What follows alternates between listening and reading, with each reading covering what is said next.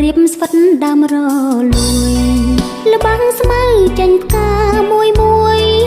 ហាក់ជួយចង្អុលប្រាប់ស្រីចំរត់ផុតដើ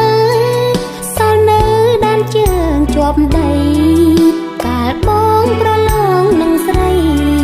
ច្រត់ស្រូវរដូវចុងឆ្នាំ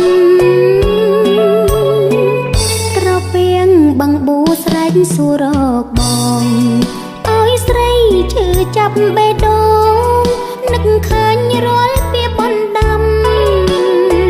ផ្លែព្រីងទុំតាមបងស្បត់ថាអើយស្រីចាំវាលស្រែម្លប់ត្រគៀបក្ដាមចាំផ្លូវបងទាំងទឹកភ្នែកបាត់បងមួយថ្ងៃបេ